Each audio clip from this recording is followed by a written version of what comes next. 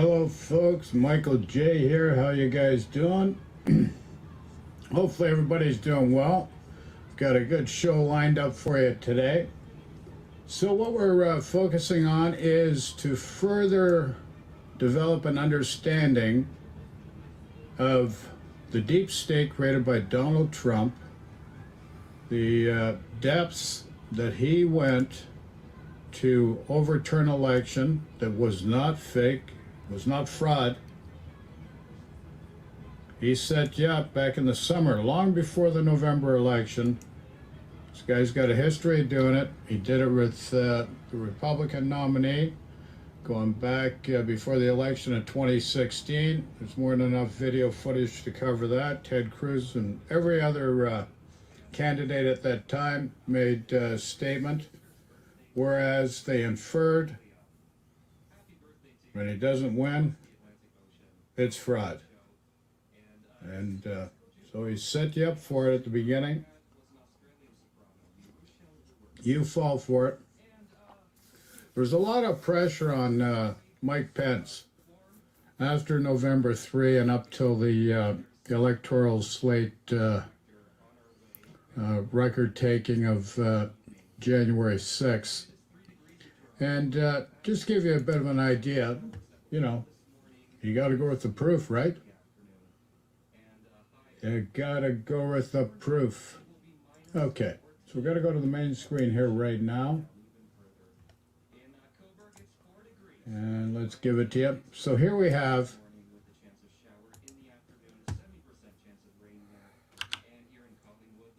January 1993. So this is January 6, 1993.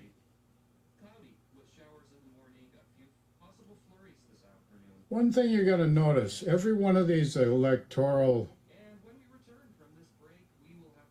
certificate procedures, none of the outgoing presidents had a rally. None of the outgoing presidents held a rally on the date of January 6th. Only Donald J. Trump, and when he did, the Capitol building was overrun. The Electoral College count was paused until later that night. I think they reconvened about 11 p.m.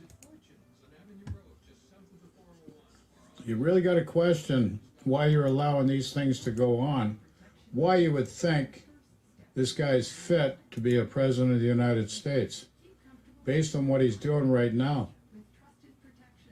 So let's look, January 6, 1993. Ascertainment has been had that the certificates are authentic and correct in form. The tellers will count and make a list of the votes cast by the electors. After ascertainment has been had that the certificates are authentic and correct in form, the tellers will count. Okay, so this is Al Gore, January 6th. Okay, so this was actually January 6th, 1997. January 6th, 1997. And there's good old Newt Gingrich right there beside him. And make a list of the votes cast by the electors after ascertainment has been made that the certificates are authentic and correct 2001, January 6th. The tellers will count and make a list of the votes cast by the electors after. I think the one prior might have been January 9th, but normally it's January 6th. Now here we have Dick Cheney. January 6, 2006 now. Ascertaining that certificates are regular in form and authentic. The tellers will announce the votes cast by the electors after ascertainment has been had that the certificate. Okay, January the 8th, 2009. No outgoing president having a rally, but here's Dick Cheney overseeing the certification of the Electoral College votes, as they do each and every election year. Certificates are authentic and correct in form. The tellers will count and make a list of the votes cast by the electors. After ascertainment has been had that certificates are... Okay, January 4, 2013.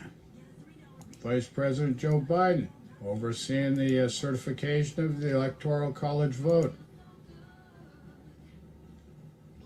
Outgoing admin did not have a rally on that day. authentic and correct in form.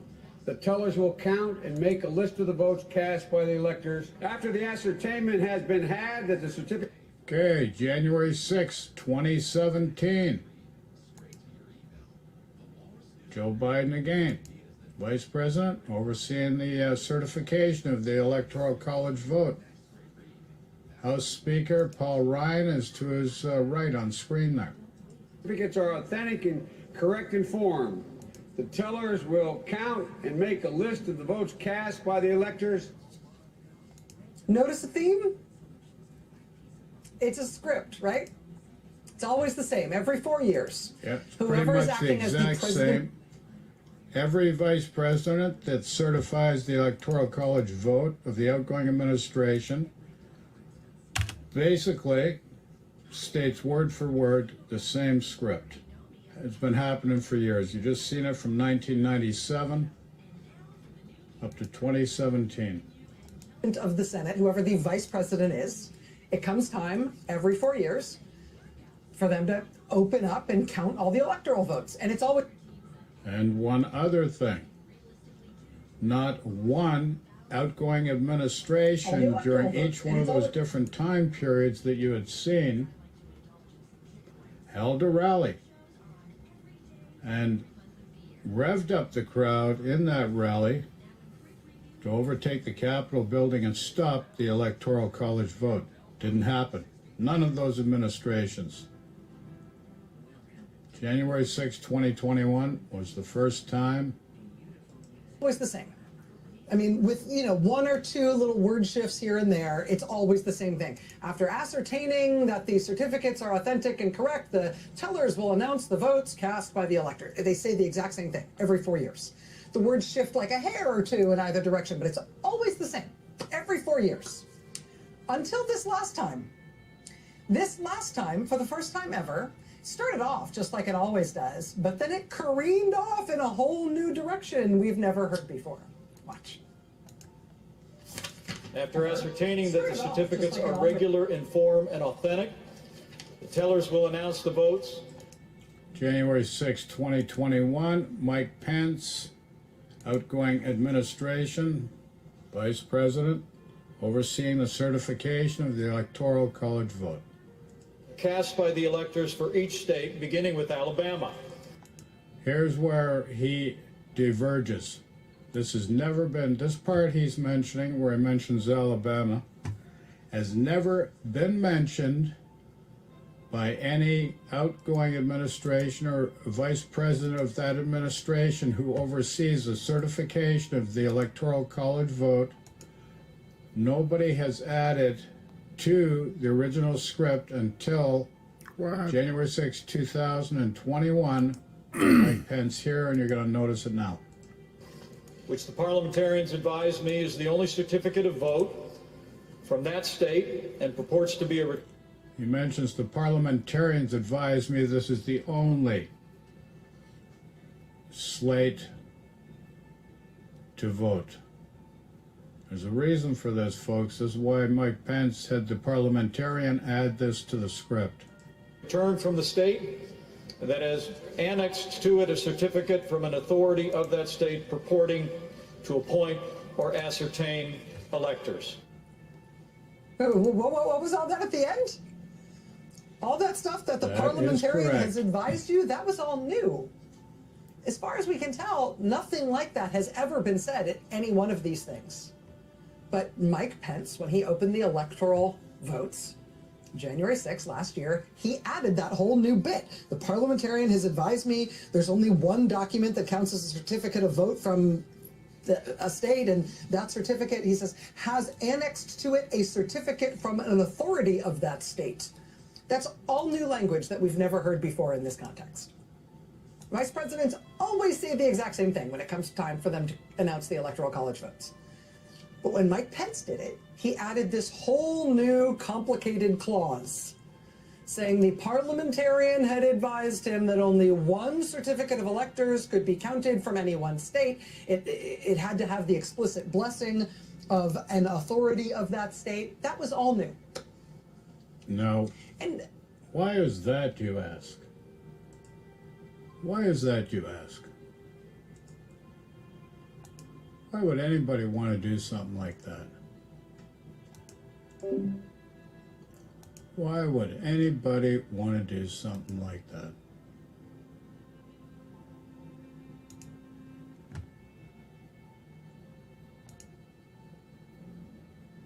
That's a good question, isn't it, folks?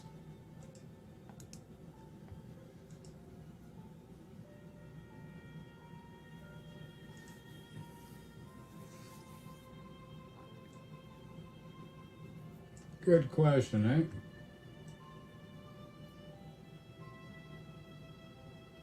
Why would anybody possibly want to do that? Well, let's take a look here. Let's take a look here.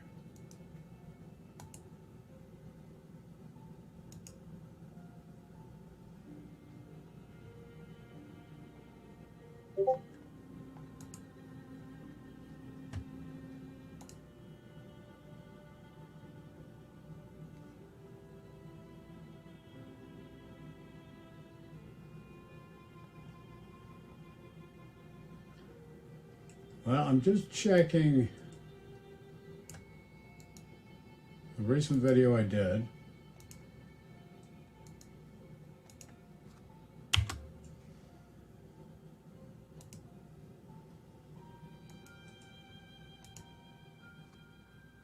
And this will explain exactly why.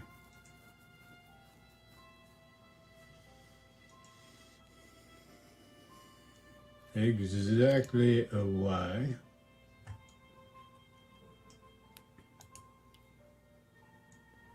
Just bear with me. Takes a while. Well, on video, but YouTube takes a while to, and I wasn't prepared for this because I think for all intents and purposes, you need to actually see this.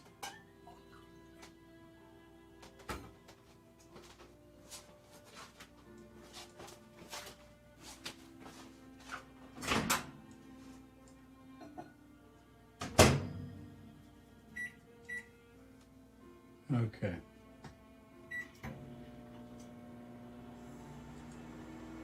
Okie doke. Now this is a video that I actually broadcast.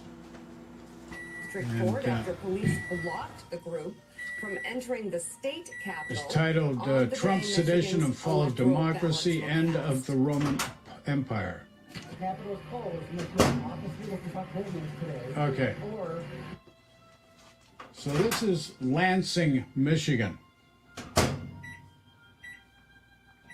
Here's a state trooper. And this is why Mike Pence went out of his way. We're going to come back to this one. We're going to go back to Rachel Maddox.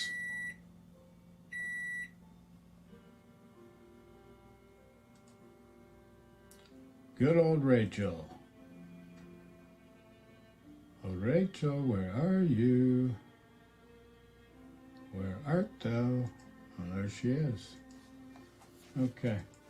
The tellers will count and make a list of the votes cast by the electors. After ascertaining that certificates are regular in form and authentic, the tellers will announce the votes cast by the electors. After ascertainment has been had that the certificates are authentic and correct in form, the tellers will count and make a list of the votes cast by the electors. After ascertainment has been had that certificates are authentic and correct in form, the tellers will count and make a list of the votes cast by the electors. After the ascertainment has been had that the certificates are authentic and correct in form, the tellers will count and make a list of the votes cast by the electors. notice the theme? It's a script, right? It's always the same. Every 4 years, whoever is acting as the president of the Senate, whoever the vice president is, it comes time every 4 years for them to open up and count all the electoral votes, and it's always the same. I mean, with one or two little word shifts here and there, it's Barely always the same any thing. shift After whatsoever, ascertaining but that it's the basically the certificates are same. authentic and correct, the tellers will announce the votes cast by the elector. They say the exact same thing every 4 years. The words shift like a hair or two in either direction, but it's always the same every 4 years. Until this last time. This last time, for the first time ever, started off just like it always does, but then it careened off in a whole new direction we've never heard before. Watch.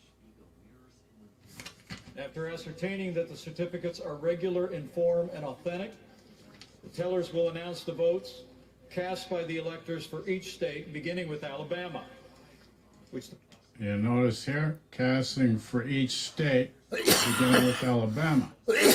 Never happened in any other oversee of the Electoral College vote certification process before. Now let's hear what he says. The parliamentarians advised me is the only certificate of vote. Okay, so the parliamentarians advise him the only certificate of vote From that state. From and that purports to be state. returned from the state. that purports to be returned by that annexed to it a state. certificate from an authority of that state purporting. Okay, so there's an annexation that is basically an affidavit that it's a true certificate of the count, and it's the only certificate of count. And now, yes, well, why do we say that? Why do we say that? Why do we say that? Good question, right? I'll tell you why. And this is where I thought at the last second I'd bring up my video from an earlier broadcast. I'll pull it right back up here, folks.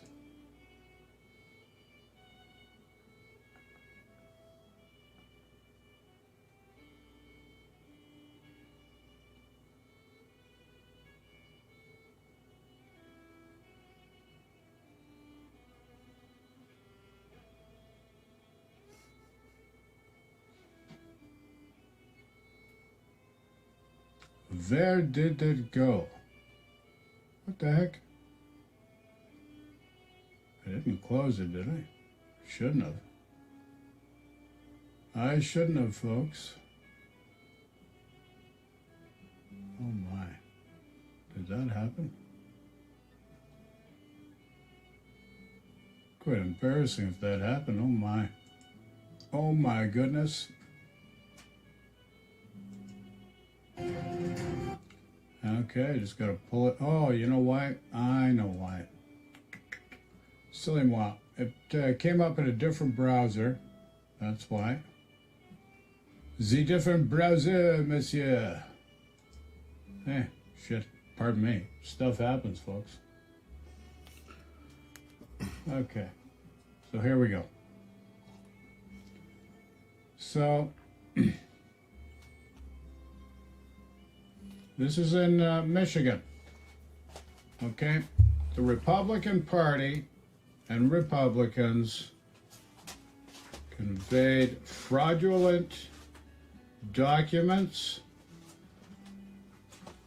trying to put different electoral candidate or slate of certificates. They filed with the archives also. It's all on the record. They're under investigation for state and federal violations of law now because of it. But here we had 5 states.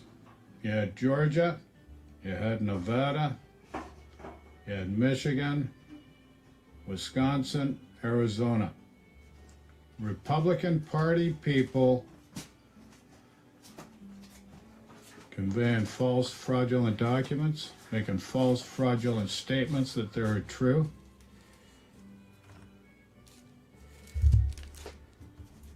Here you go. This is Michigan. And what you have to understand, once the Electoral College votes have been done, authenticated, and before the certification process of January 6th, each state has to have a certification process too.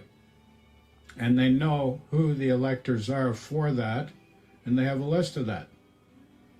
Now here's the thing. They had 16 electors for the state of Michigan, and they were already present and accounted for.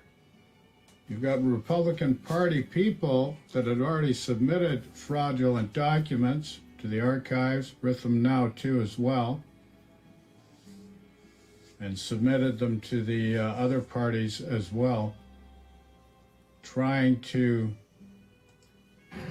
change the vote. So here you've got it.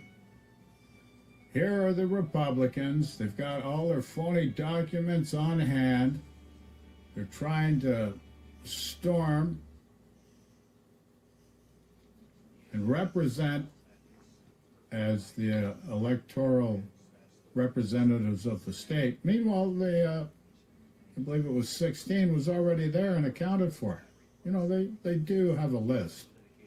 And when they do arrive, they do check them off. So, of course, they're not being allowed in there because it's unlawful. They already have the representation in there. But this is to the extent that Donald J. Trump at all would go to overturn an election. Anybody else not be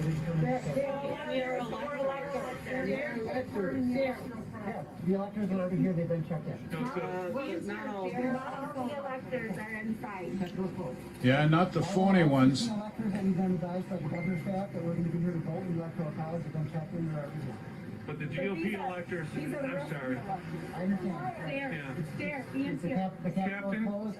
But the fraudulent ones want in. Let's break.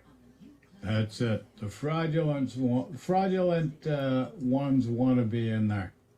You know, talk about the election being stolen and fraud. The only one committing election deceit and fraud is the Republican Party. The deep state created by Donald J. Trump. That's all it was. Nobody else, folks. Nobody else. And you just don't get it. It's rather unfortunate, but you just don't get it. There's a perfect example of what happened and why Mike Pence To appoint or ascertain changed the script. electors. He knew it was going to happen. What That's was all why. that at the end? Okay? Why Mike Pence did that? Because he did not want to do anything unlawful.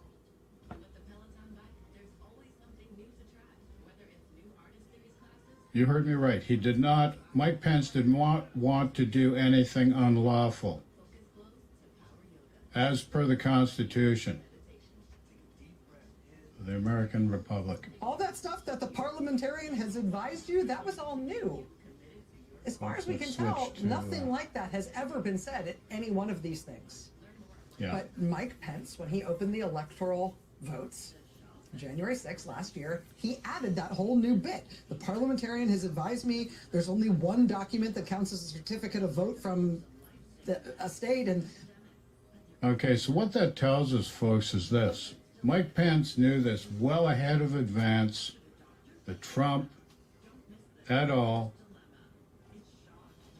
including over 100 senators, Steve Bannon, Peter Navarro, and a cast of more, as you should know or know. So we do have evidence, enough evidence to show the intent was there to overthrow a democratically elected government. that certificate, he says, has annexed to it a certificate from an authority of that state. That's all new language that we've never heard before in this That's conference. correct. Vice presidents always say the exact same thing when it comes time for them to announce the electoral college votes. Except for January 6, 2021, And January 6, 2021, the outgoing president, Donald J. Trump, as a last effort to subvert the election, held a rally and created a maelstrom that raided the Capitol building, overran it, breached the walls, overran it, and stopped the Electoral College slate of votes being counted as they always have, and they had to reconvene later at 11 o'clock when they got control of the Capitol again. Whole new complicated clause saying the parliamentarian had advised him that only one certificate of electors could be counted from any one state. It had to have the explicit blessing of an authority of that state. That was all new. Fragment. And you know, there's been some minor drama around the Electoral College before in previous elections, but no vice president ever before felt the need to get a parliamentarian's ruling, basically giving him a clear legal way to assert that he doesn't have to count any forged fake set of electors that might have been sent into him alongside the real ones. No vice president has ever before had to get some sort of language from the parliamentarian explaining that if two sets of electors were sent in from a particular state, he was only going to have to count the one. But Mike Pence had to do that. Which means Vice President Mike Pence knew in advance of January 6th that Republicans in multiple states had sent in forged fake electoral votes, documents purporting to be the real electoral votes from those states, even though they were not real. We know he knew about it because we can see he had to maneuver in advance of actually conducting the vote count that day to get the parliamentarian to give him that language so he could justify not counting the fake votes. And not just that. Trump this past weekend at a rally in Arizona telling everybody how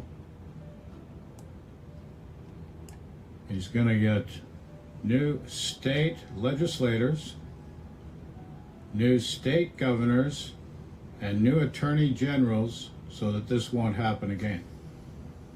So it's just setting up for the midterms and the 2024 presidential election. He's setting the vote up to be rigged. He's telling you about it right now. You know about it right now, and you are acquiescing to it by going along with this. The people of the United States of America, are you good, lawful people?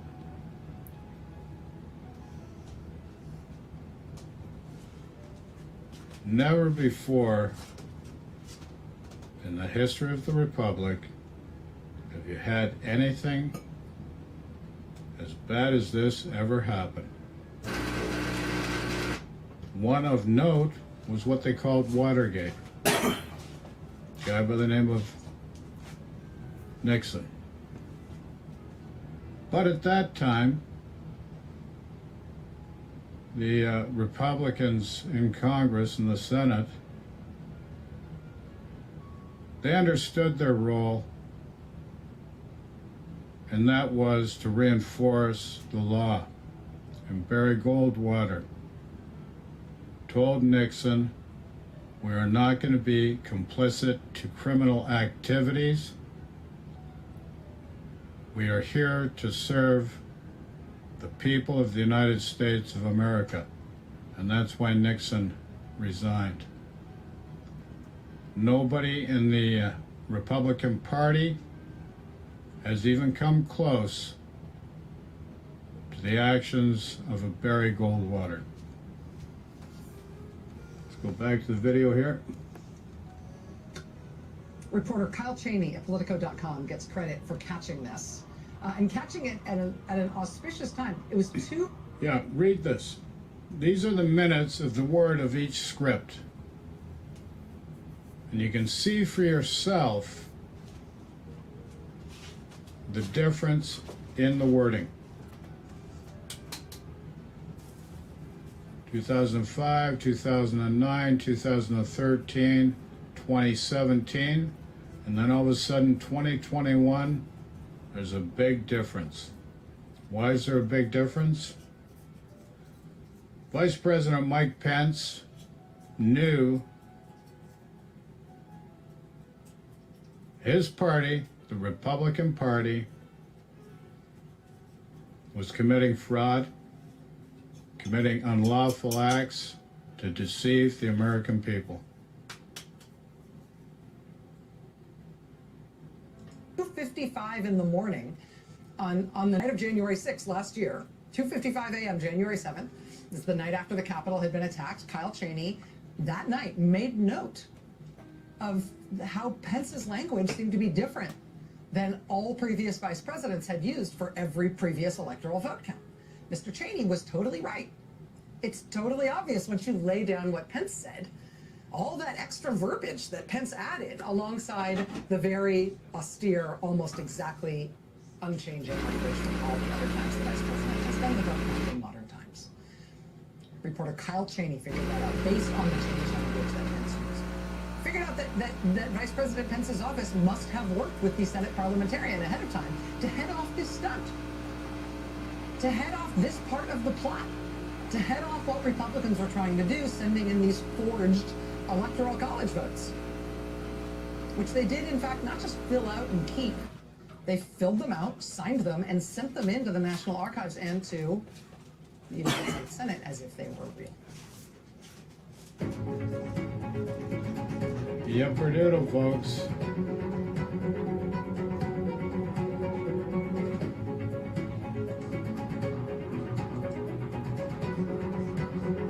That's what happened there.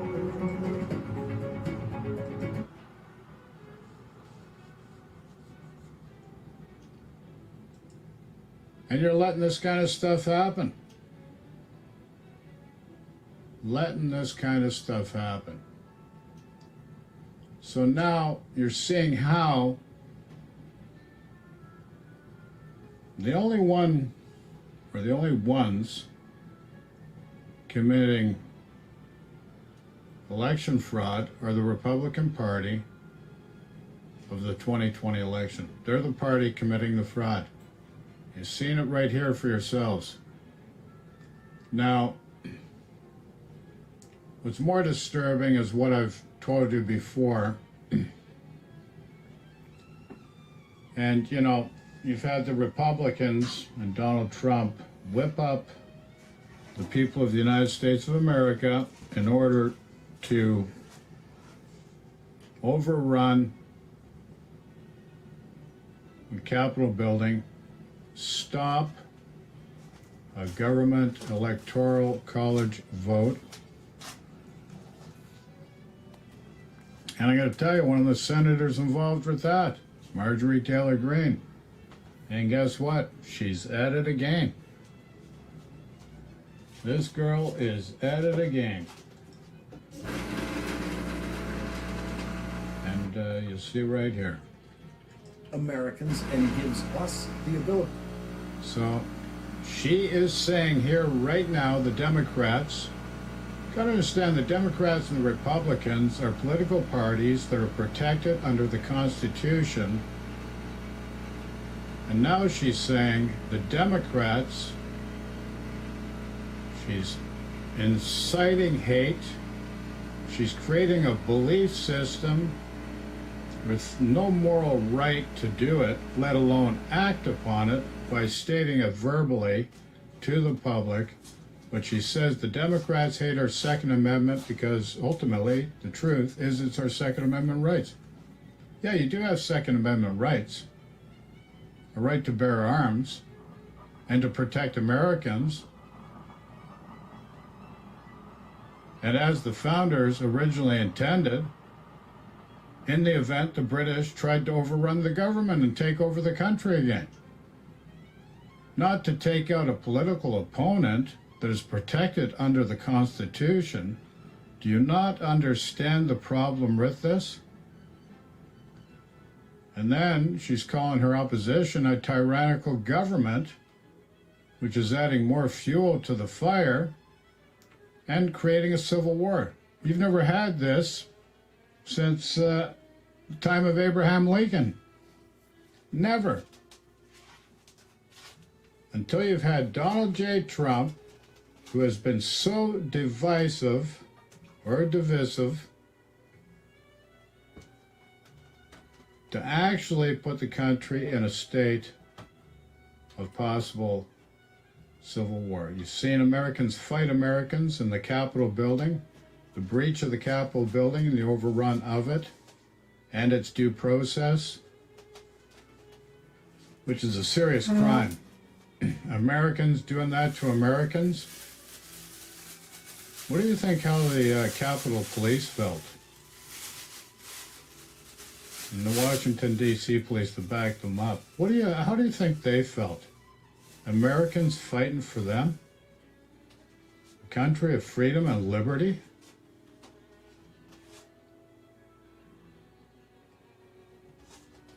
You really got to question this, to folks. defend ourselves from You're going to let your grandchildren and I hate to use this language, and your but children, Democrats, by doing nothing and allowing this stuff to go on, your grandchildren, your children and grandchildren are going to have to live with the effects of this in the future. The Republican Party is not the party of law and order. Every talking point, whether it's the overrun of immigration, whether it's inflation, they're all created to divide your country. Every one of these points. It's all been created. They create the crisis. They provide the fix. They say the act was unprecedented, so we can convey fraudulent documents because unprecedented times require unprecedented actions, and seeing how there's no case law and there's no precedence, we can do it, and then they just take over and go in denial, denial, denial. Russians do it. Trump cozying up to Putin. What's Putin doing now? He's on the border of Ukraine. 7 years ago, he invaded Crimea, took it over, or Crimea. Now he's looking to do it with Ukraine. And here's where it's dangerous. She's saying, but Democrats, they're doing exactly what our founders talked about. No, they're not. She's created a moral belief. She's acting upon this moral belief. And it's unlawful.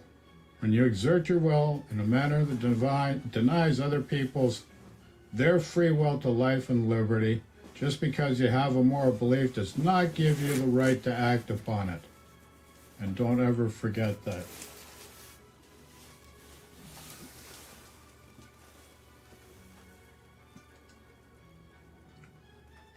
So you want a possible civil war?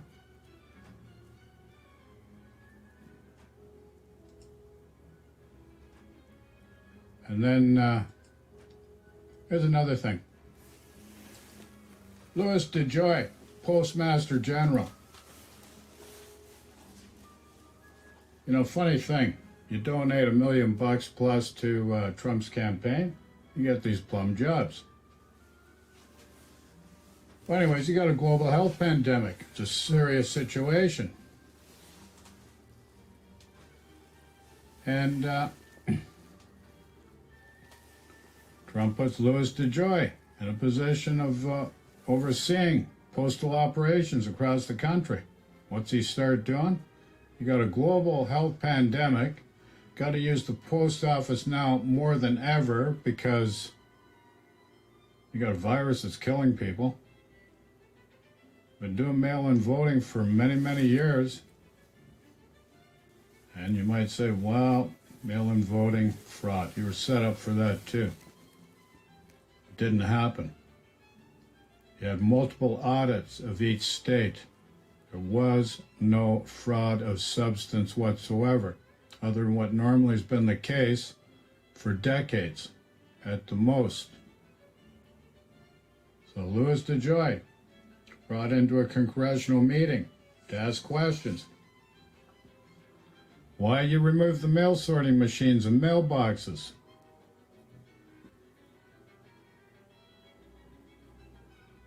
Well, somebody before me gave that direction.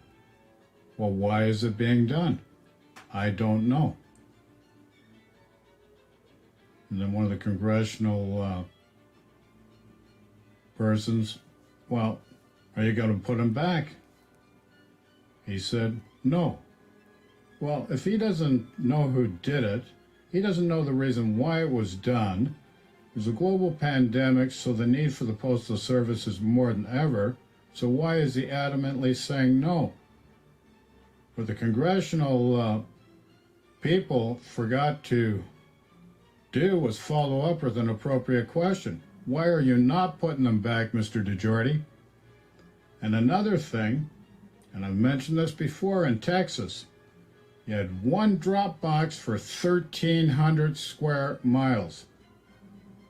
You read me right, one drop box for 1,300 square miles. How long is it going to take if you got to take public transit to drop off your mail-in ballot? That was your right to vote.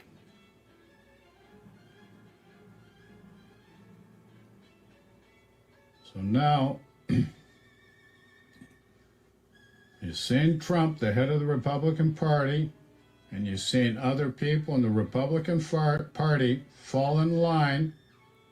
The leader that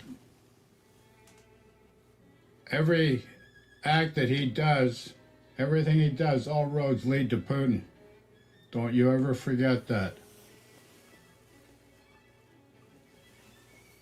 So we're going to go back to the main screen now. Voting rights are important. You've got states putting new attorney generals, governors, state electors, or legislators in a position of power to undermine the vote and the will of the people, which is totally wrong. This is 2022, folks. It's not 1722. It's not 1814. This is 2022. Right thing. On this Martin Luther King holiday, his family worries about the future, even while looking back at the man who was murdered fighting for equality over half a century ago. The Kings led a march across the Frederick Douglass Memorial Bridge here in Washington today, demanding the Senate pass voting rights legislation. And this comes on the eve of when the Senate will begin debate on this issue. Now, over the holiday weekend, the Kings brought their message to Arizona. So did Donald Trump and the return of the big lie. Ardoni O'Sullivan saw firsthand how their visions of free and fair elections could not be further apart. No celebration without legislation. We all have a voice in this country in which we live. And voting is that opportunity that we have. This Martin Luther King Jr. Day weekend in Arizona, a battle for the future of American democracy. We wanted to come on this day because there's also a senator, Senator Sinema, who seems to be blocking democracy instead of being on the side of advancing democracy. Senator Sinema? The King family here calling on Arizona Democratic Senator Kirsten Sinema to stand up for voters' rights. She says she wants voting rights, but how do you want voting rights without creating a path for that to happen? That is inconsistent, and that is unacceptable. Sinema and fellow Democratic Senator Joe Manchin of West Virginia are blocking the passage of a pair of voting rights bills aimed at countering some of the restrictive voting measures enacted by Republicans at the state level. Sinema says she is supportive of the bills, but not in favor of changing Senate rules to get them passed. And while I continue to support these bills, I will not support separate actions that worsen the underlying disease of division infecting our country. That stands music to the ears of some Trump supporters this weekend on hand at a rally for Trump in Sinema's home state. Bless Kirsten Sinema and what she's doing, you know? Kristen Sinema. Good for her. You know, she's our representative. She represents the state. She's not along party lines. She's what's good for the country. Do you like Kristen Sinema? Yeah, absolutely. And Manchin. In fact, I have sent emails to them encouraging them to stand up and do what's right for the people of Arizona. Those supporters in line for Trump's rally Saturday also in attendance a hodgepodge of election deniers like My Pillow CEO Mike Lindell, Congressman Paul Gosar, and even Ali Alexander, one of the main organizers. Mike the Pillow Man, he's still at it. He's still at it. How many cases went to court? They were thrown out of court because there was no evidence of any merit of any electoral fraud. Bottom line. But they're still parroting the election was stolen. Republicans down ballot did very well during the 2020 election. So if that's the case, maybe all those Republican people that got elected should be thrown out also. Shouldn't it? You don't get it, folks. You're just acting upon the noise, not upon the real facts about what really happened. Why you even listen to this stuff? And now you're seeing governors, state legislators, and attorney generals in states being changed to get people that are loyal strictly to Donald Trump and not the United States of America and the people of America, the will of the majority of the people. And there's something wrong with that, especially now you know it and you know it's happening, and to be party of that is criminal. Anybody that is party of that is criminal. It's tragic. Of Stop the Steal, who went into hiding after the insurrection and was recently called in front of the January 6th House Select Committee. Hey, Ali, are you worried that you might get indicted? Oh, crap. Sorry. Forgot to switch. Trump here giving his support to two election deniers. I forgot to switch the screen for I did. Sorry, we're good. Carrie Lake is running for governor. There's a few other people I'd like to send right down to the prison down here in Florence. Anybody who was involved in that corrupt, shady, shoddy election. Okay, this is what I was trying to tell you. This is Trump in Arizona.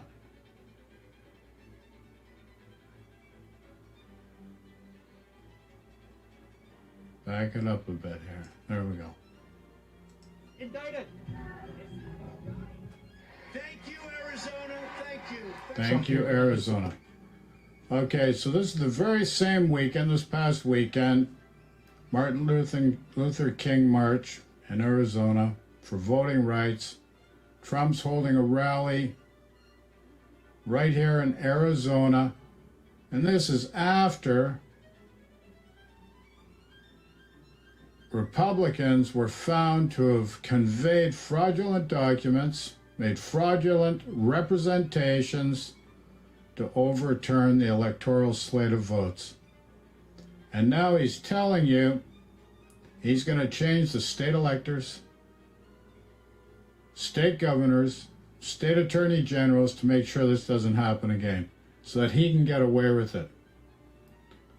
And I got to ask, knowing this, why are you letting this happen? Why are you allowing this to happen? Report to two election deniers who are running to control elections in the state. Carrie Lake is running for governor. There's a few other people I'd like to send right down to the prison down here in Florence. Anybody who was involved in that corrupt, shady... It was Republican Party members that are the corrupt ones. And she's going to continue the lie and allow she becomes governor to falsify their statements. And she'll do like the guy just did in Arizona.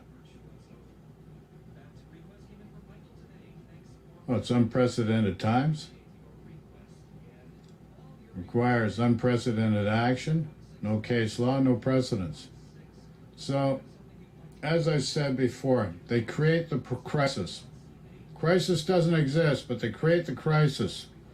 Election fraud, law and order, all this stuff going on. Well, they're the guys committing it. They're talking about it because they're committing it. They're deflecting from their own actions, and you don't get it. And now they're going to stack the cards in their favor. It's just like going to the casino. And, the odds are against you. But anyways, this particular casino you're going to is rigged to the point that the house never loses. And this is what they're doing. And you're allowing it to happen. By doing nothing and acquiescing it, it's just your party to it as well. Shoddy election of 2020. Lock them up. And Mark Fincham, who previously said he was an oath keeper and is now running for Secretary of State. Donald Trump won. Fincham has echoed QAnon-type conspiracy theories about Oath Keeper guy, officials. head of the Oath Keepers, just got charged with sedition conspiracy. And unfortunately, there's a whole lot of elected officials that are involved in it. And he continues to falsely attack the legitimacy of the 2020 election here in Arizona. I look forward to the day that we set aside an irredeemably flawed election. The election of 2020. With all the evidence we have, Create the crisis. Arizona election should be decertified with cause Now, by the legislature. Here's the question. They're resorting to the legislature now. It's already gone to the courts many times over. Courts threw it out because no merit, no evidence. No evidence, people. Do you not understand? These are con men. They're in their business of greed and power for their own gain. Nothing to do with the gain of the American people. You've been friggin' gaslit. That's part of a national trend. A Washington Post tally finding 163 Republicans who have embraced Trump's false claims. So as I told you, the deep state was created by Trump. He claims there's a deep state. Yeah, he's created the deep state. It's his deep state.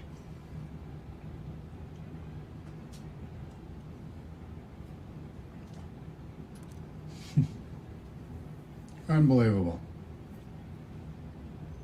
So now they're gone to the state level. Bad enough that you had over 100 senators sign on to overturn the Electoral College vote of January 6th. The Republican Party committing sedition, and you're allowing them to do it? Anybody in the general public does it, you end up going to jail. You go to jail for a long friggin' time. These guys get away with it, and you let them get away with it. You should be voting them out.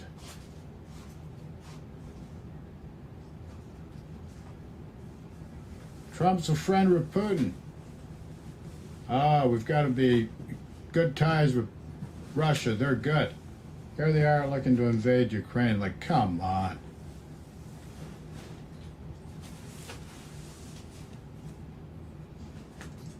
Are running for statewide positions that would give them authority over the administration of elections. Arizona's current Secretary of State, Katie. That means they can overturn the will of the people at their own discretion and justify it without cause. They'll say they have cause, but they can do it without cause. And you just don't get it. Hobbs now running for governor. I think we are really at a defining moment. I mean, in 2020, democracy prevailed, and 2020 and after 2020, democracy prevailed because people on both sides of the aisle did their jobs. And what we're seeing now is this just multi-pronged attack, and one of those prongs is Trump trying to instill his loyalists into key positions that have some level of determination over how elections are certified and conducted, and that's pretty scary. And on this Martin Luther King Jr. Day weekend, his 13-year-old granddaughter following in her grandfather's footsteps with a warning for today. I think it's so important to vote, and it's so important to have the right to vote, because right now our country is at stake. And Doni is joining us now. Doni, as always, great report, taking us right into the middle of things there. You know, just this month, the Maricopa County recorder, who is a Republican, who defeated a Democrat in 2020, debunked 76 out of 77 claims by the so-called cyber ninjas. That is the group, of course, that carried out that so-called fraud and is now shutting down. And he said, quote, "The truth is the Maricopa County 2020 election was not stolen." Okay. But once you change the state legislators, the governors and the attorney generals that are loyal to Donald Trump, you're not going to get the representation of the truth like you have from this Stephen Richer.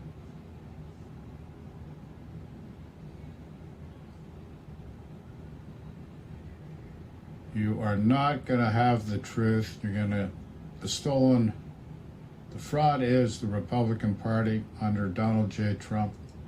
From Donald Trump. I wonder if any of that penetrates into the consciousness of Trump supporters that you spoke with.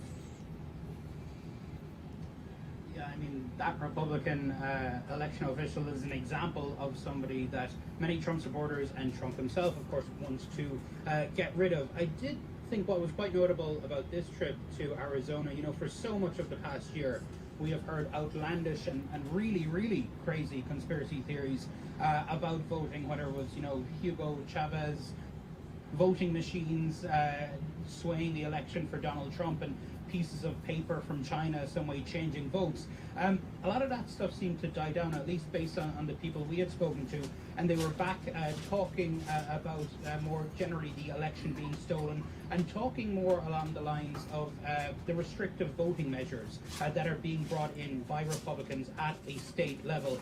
So the conspiracy theories seem to have the more fringe conspiracy theories, I guess, have eased a bit, and now the talking points have really begun to align with these restrictive measures from Republicans. But of course, it is all still very much based on a big lie. Because as you see these restrictive measures that are being put in place by Republicans, Trump supporters actually feel, and they're buying into this line, that they are being disenfranchised, Doni. Yeah, and you know, it was kind of striking. We started off Saturday morning at that march with the King family and speaking to elderly African American woman, a voter in Arizona. Walk back in time. For her, the fear is real. What she is seeing, it is based in history. It's echoes of Jim Crow. What they are seeing with these restrictions that are being brought in now. On the other side of things, there are people at the Trump rally who are fearful. I think some of them know better. Some of them know that this is a lie and it's BS and it's a talking point. But a lot of them really have been bought so far into this world of conspiracy that they genuinely do believe that American democracy is a joke. And it's a very, very sad place for an American to be in that mindset, particularly because of lies. So there is fear on both sides of this debate, but obviously with much different motivations. Brianna? Yeah, Doni O'Sullivan, thank you so much for that. Okay, folks. There you go. So yeah. So you got Marjorie Taylor Greene inciting violence again, telling people their Second Amendment rights to be armed, take out the Democrats.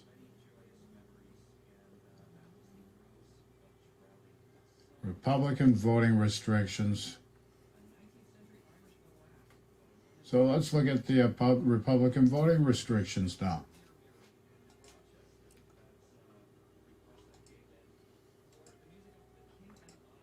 At the rally former President Trump held in Arizona this weekend, one of the Republicans who signed the forged elector document from Arizona, he spoke as one of the warm-up acts for Trump.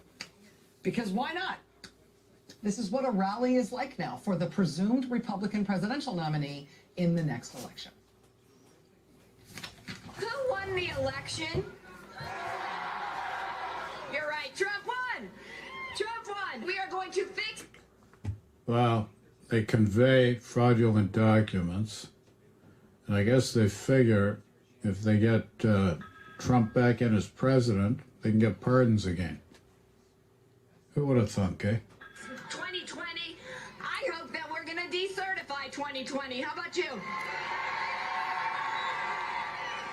And no more are they going to be able to get away with this kind of deception, this kind of fraud, and illegal activity. Not only people in general, but the election workers. We want indictments of the election workers so that they don't continue to do this. No, blame it on the election workers. Make the crisis, no crisis into a crisis. And multiple courts ruled you have no evidence whatsoever, but you're still parroting the lie just to keep this Donald J. Trump, this narcissistic SOB, happy. Like, give me a break. That's like Edward G. Robinson in the Ten Commandments. He creates a gold statue so that they can friggin' have something to idolize. What is wrong with that picture? Trump being that gold statue? Do you see something wrong with that picture? He definitely is not the chosen one, folks. The exact opposite of that. And you just don't get it. You just don't get it. I've had several media outlets call me, Washington Post, CNN, and they want to know why I was a Trump elector. Donald Trump won this election. And I call upon the Arizona legislature to vote to decertify the 2020 election. Well, you tried conveying fraudulent documents without cause. Fraudulent documents. You got caught doing that, so if you remove the legislators, put legislators loyal to Donald Trump, you can get away with it. We've seen this. Putting the people who signed the forged elector paperwork up on stage so everybody can cheer for them, to get them warmed up for cheering for the former president. I mean, this kind of stuff does seem crazy. Like, this seems like the whole vibe on the Trump rally thing is like kind of low rent and out there, right? But this is what it's like in the Republican Party right now. This is how they are gearing up for the next election. You know, indict the election workers. But it is working for them as planned, even in the high rent districts. I mean, the new Texas voting restrictions were like in many states, they were passed on the pretext that all that election fraud that made the last election stolen, that justified lots of new laws in Texas to make it harder to vote in that state. That's paying off already.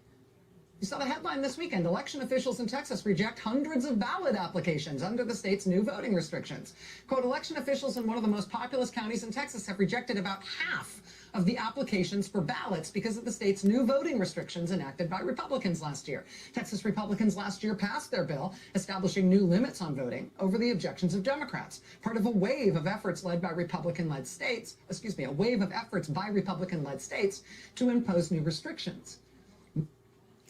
Create the crisis, replace the legislators, rewrite legislation so that you can get away with murder. Simple as that. Many in the Republican Party echoed former President Donald Trump's baseless claims of widespread voter fraud in the 2020 election in arguing for the new restrictions. The county clerk's office in Travis County, the fifth most populous county and home to Texas's capital of Austin, cited the new law's recent changes to ID requirements in rejecting about half of the 700 applications for mail-in ballots. They're throwing out half the ballot applications because the new restrictive voting law says they have to be. And you had to pass that voting restriction law because of all the fraud. Decertify, decertify. It's working perfectly for them. I mean, it looks crazy to the rest of the country, but it is working perfectly for them. And what's to stop them? Yeah, that's the question. What's going to stop them? You're doing nothing about it? Vote them out. Get Republicans that are honest for a change. That would be a nice thing. Wouldn't it be nice? Wouldn't that be nice? Okay. So here's the problem. You're closer. You've got this Donald J. Trump, so divisive, creating such a division in the country, lying, cheating. You don't do anything about it. Is civil war a possibility now? Let's check it out. What do Syria, Sri Lanka, Yemen, Iraq, Ukraine, and the former Yugoslavia have in common? They're all places that have recently suffered through some of the worst civil wars in modern history. Violent upheavals that ultimately killed or displaced millions of people, while most Americans have watched from afar. But a political scientist who has studied those civil wars and been to many of those countries says that the United States is now on a path to joining them. Sounds crazy, right? On this show, we talk a lot about coups and insurrections and domestic extremism. But at what point do we even consider speaking seriously about the next level? Because worse than all of those things is open, bloody, violent civil war. And it sounds crazy for me to even say that it's possible. But I'm not Dr. Barbara F. Walter. No, not Barbara Walters, the journalist. Barbara F. Walter, a professor at the University of California, San Diego, who has studied civil wars and their causes since 1990, conducting field research across the globe from Israel to Northern Ireland to Myanmar to Colombia to Zimbabwe. And Walter has even teamed with other academics on the CIA-funded Political Instability Task Force to help the government predict future global sites of unrest. But in 2018, after a year of Donald Trump in the White House, she began to focus on instability here at home. The result was a new book coming out next week titled How Civil Wars Start and How to Stop Them.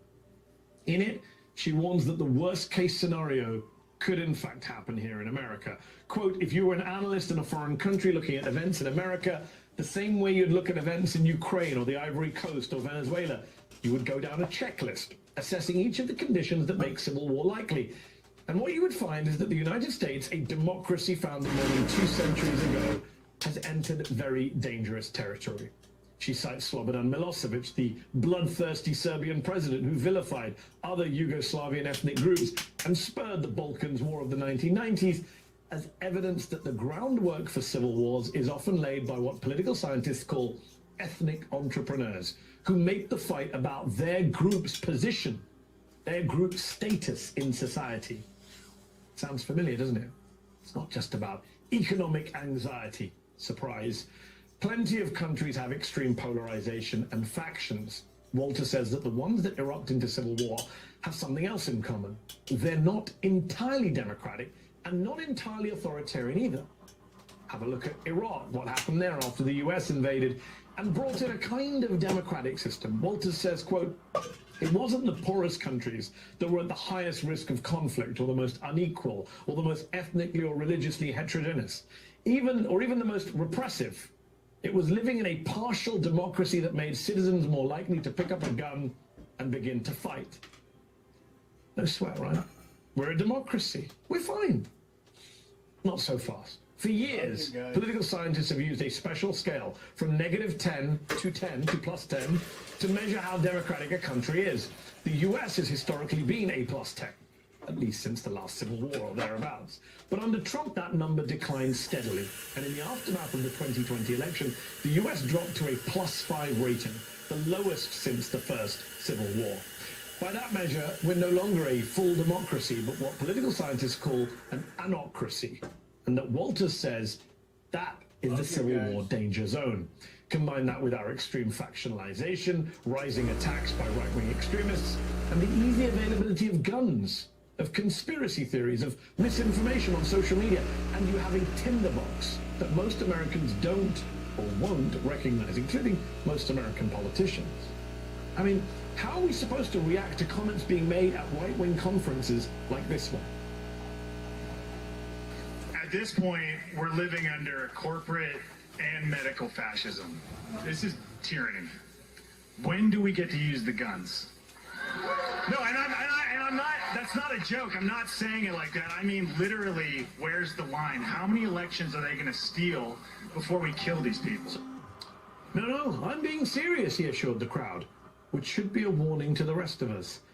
If America has a second civil war, Walter concludes, the combatants will not gather in fields, nor will they wear uniforms. They will go online to plan their resistance, strategizing how to undermine the government at every level and gain control of parts of America. They will create chaos and fear, and then they will force Americans to pick sides.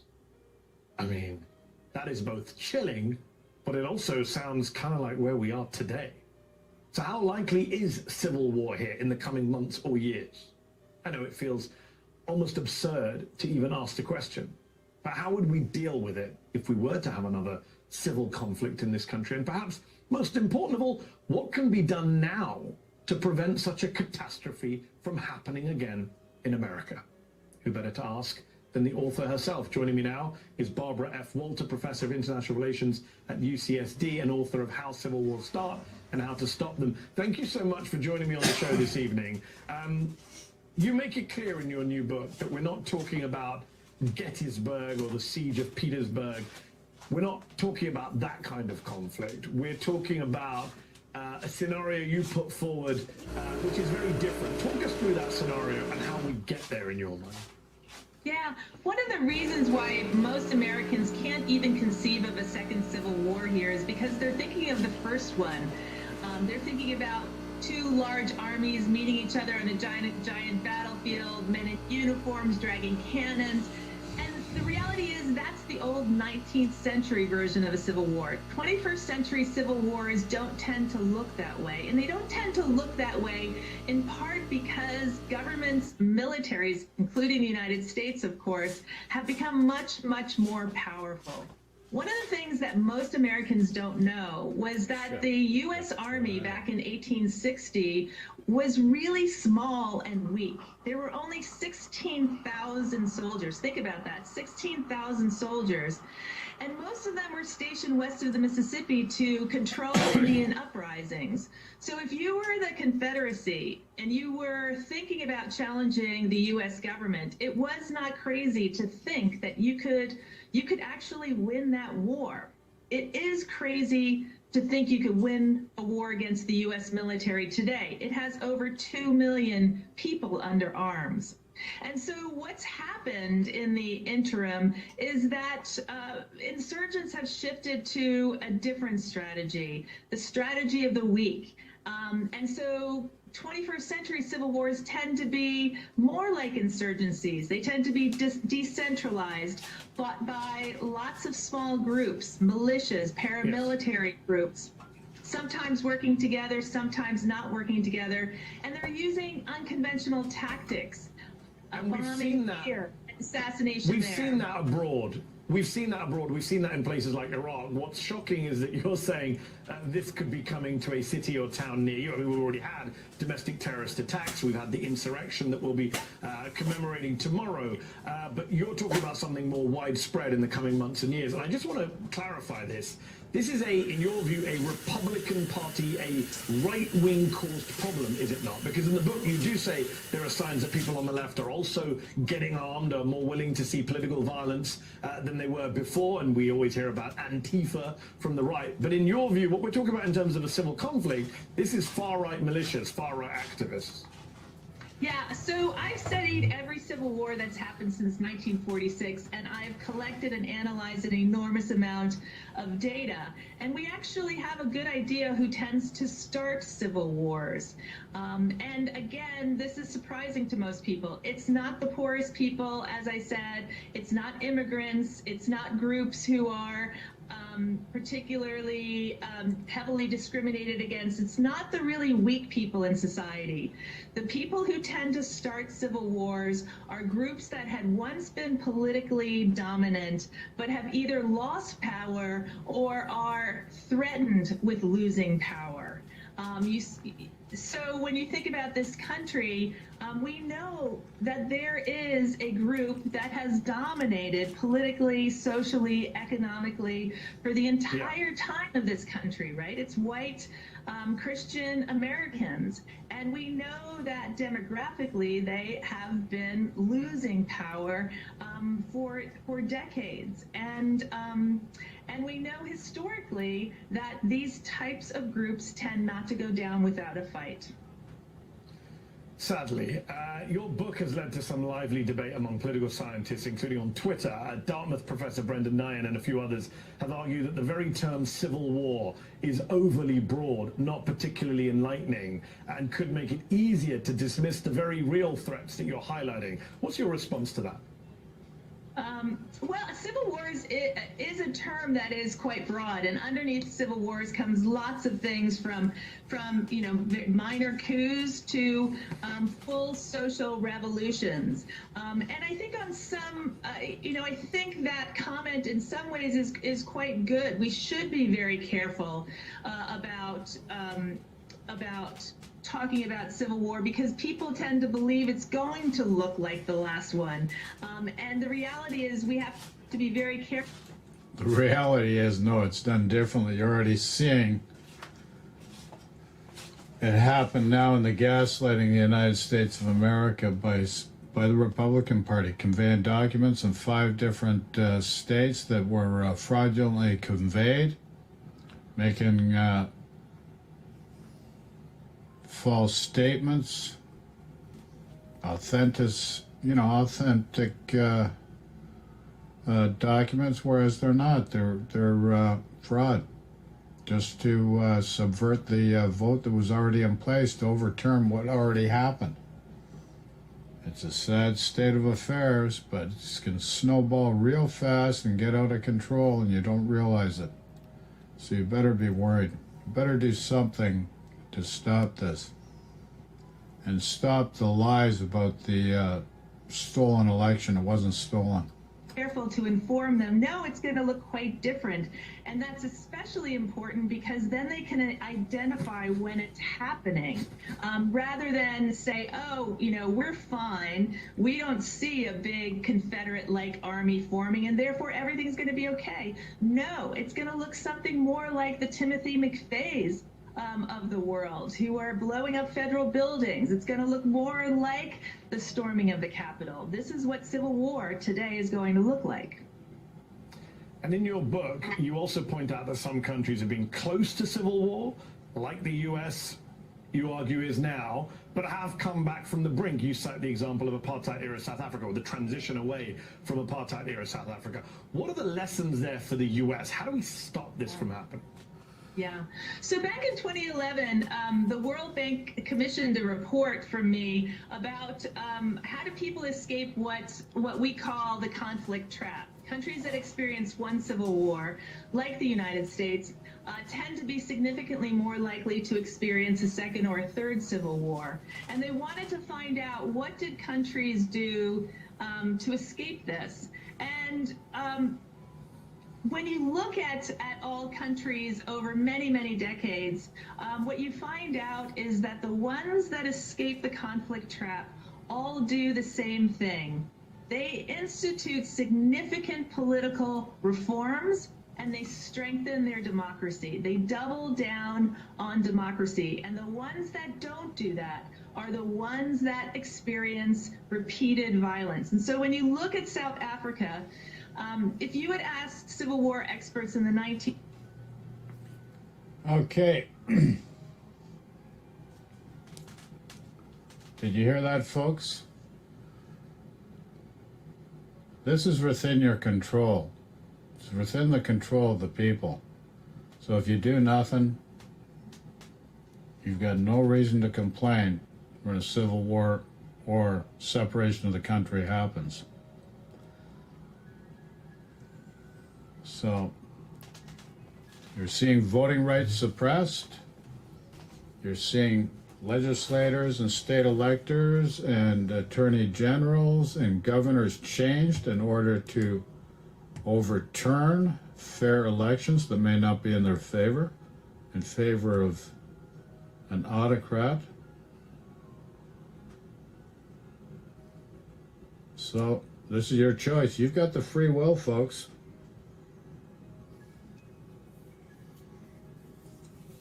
Love and peace, or division, fear, and conflict. So you gotta, how do you want to live your life?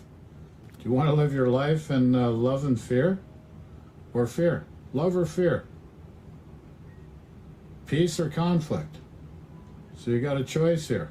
Love and peace, or division, fear, and conflict. Love, peace, and harmony. Division, fear, and conflict. How do you want your children to grow up? How do you want your grandchildren to grow up? What legacy do you want to leave for people? What legacy do you want to leave for people? That's the question.